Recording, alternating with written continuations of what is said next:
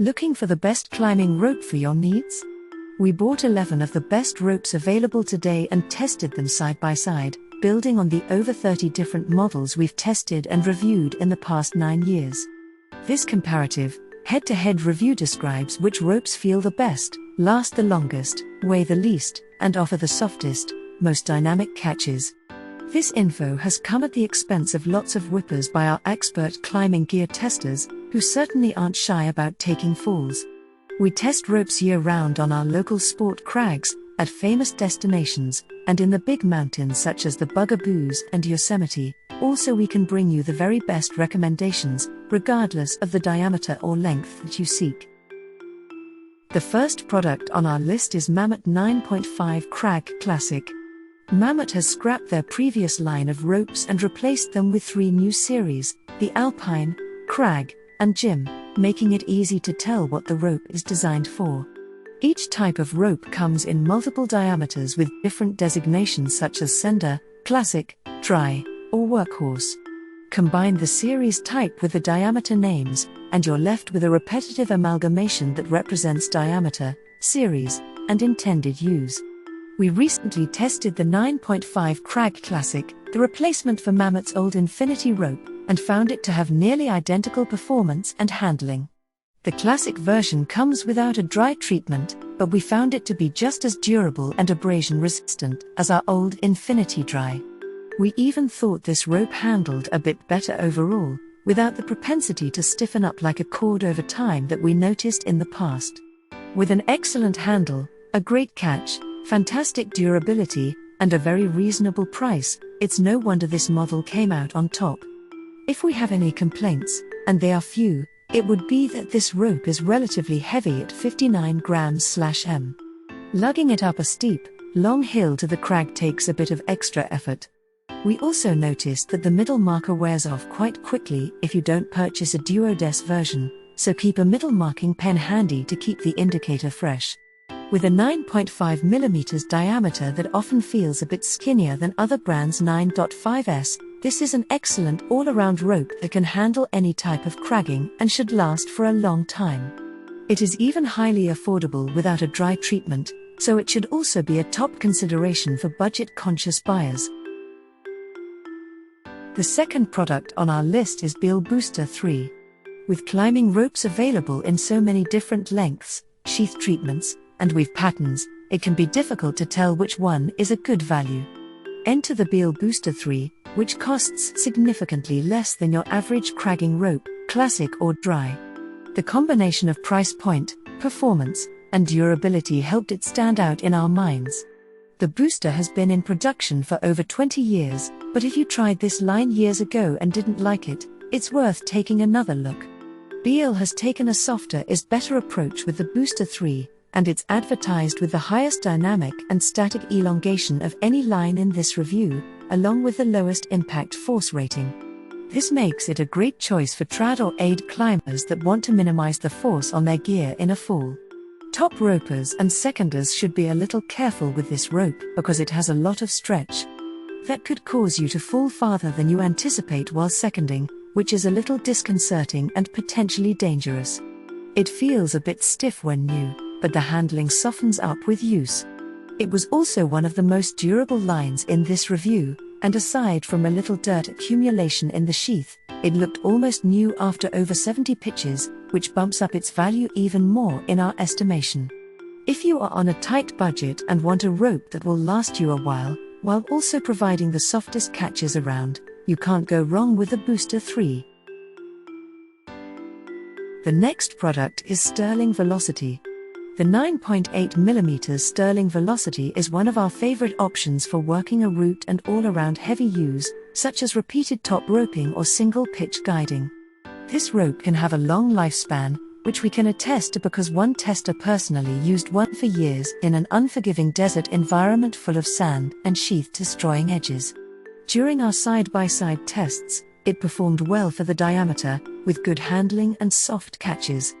It's a few grams lighter than other ropes in the 9.7 to 9.8 mm range but considerably heavier than some of the 9.5s, or thinner, in this review.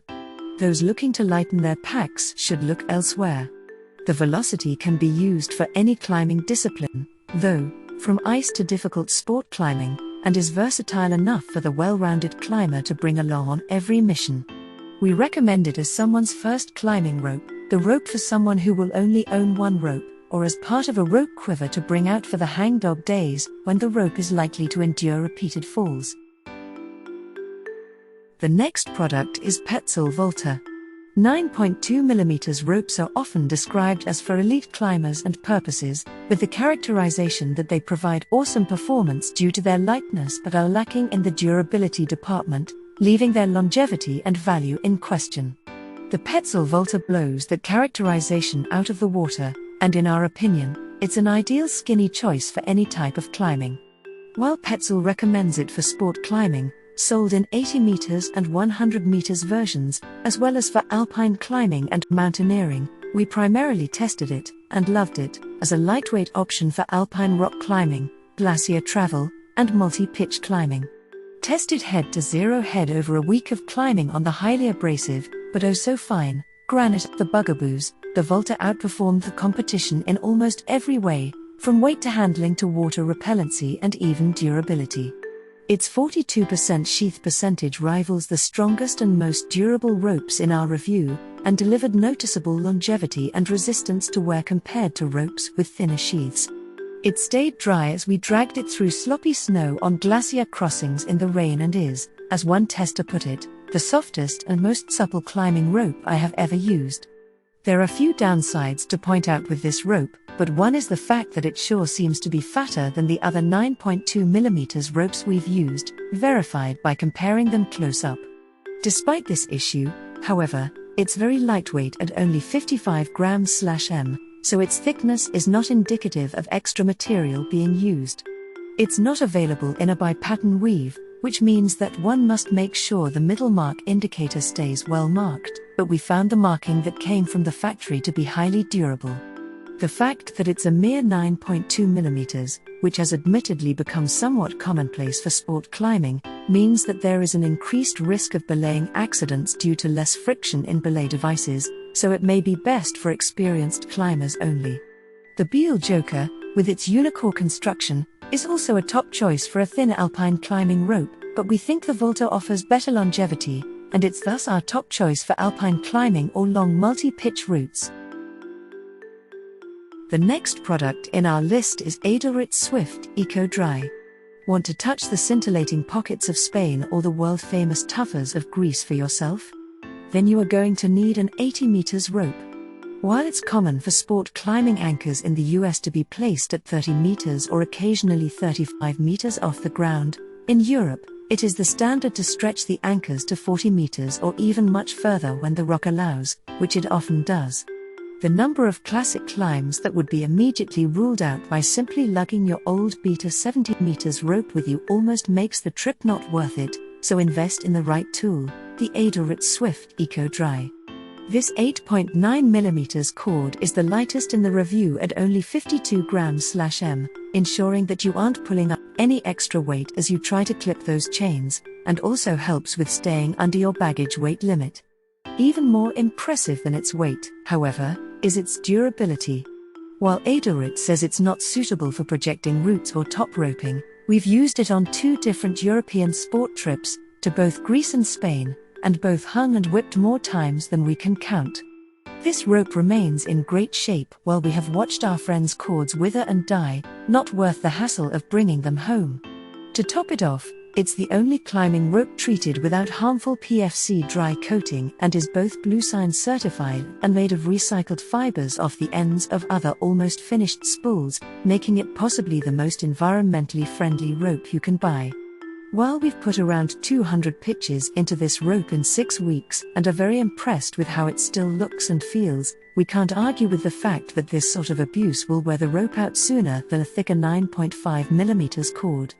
It's wiser to use it mostly for those on-site attempts or projects that only take a couple of tries, and not expect it to carry the load of multi-hour project burns day after day, month after month.